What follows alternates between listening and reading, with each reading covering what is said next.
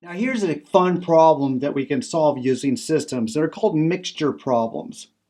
And so an example I currently have set up here is imagine I have a 10% solution of whatever chemical that we have. So I know that I carry the solutions in 10% solutions and 60% solutions. That's how they are bought. That's what I have. So any other type of a mixture or a solution, I need to dilute one with the other to obtain what I need to get. So you understand? I have a supply of 10%. I have a supply of 60%. What I'm needed for a particular project is I need a dilution that's at 30%. In fact, I need 50 milliliters of this solution at 30% of a diluted. All right? So how do we deal with that? How do we take that information and create any type of a system or to solve that? So how much of my 10% and how much of my 60% do I add together to make 50 milliliters, but at a 30% solution? So let me give you some advice as we move forward. First of all, typically the picture is not going to come with what your question is asking.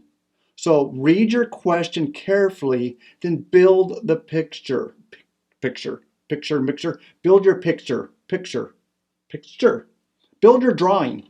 So what we're going to do then is that I have two vials or two solutions. I have some 10% in this case, but I don't know how much. So it's probably about an X amount. And I have some Y amount on my 60% solution. And so from there, I have enough information to start to build a system. So the system that I might want to build is that I know that X plus Y, in this case, equals 50, since that's what I was being asked for. So X plus Y equals 50.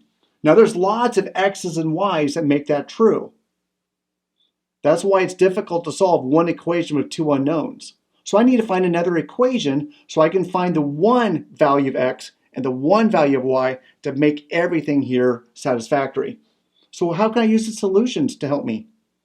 Well, remember that our solutions then is I'm going to take 10% of this solution.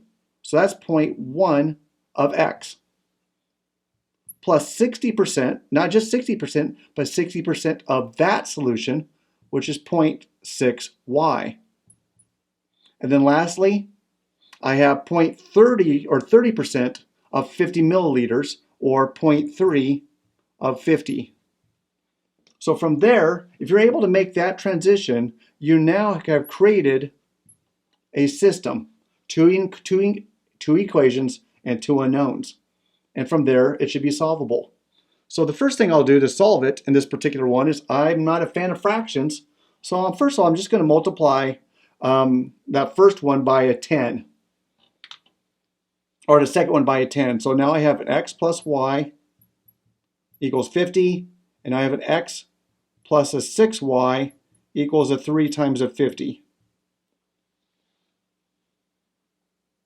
Same system, just modified it by scaling the second equation by a factor of 10. From here, how do we want to solve it? Looks like that maybe if we multiply 1 by a negative 1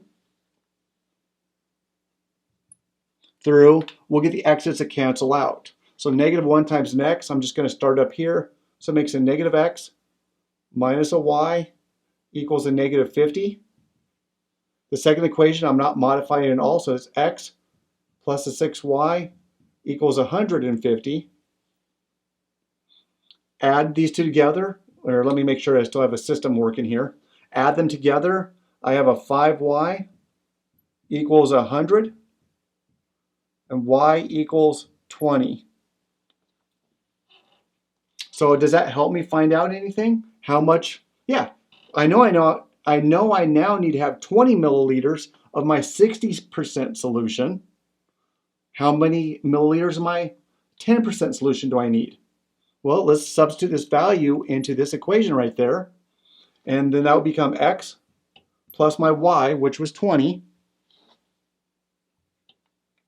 equals 50. And by observation, or by doing the math, x equals 30.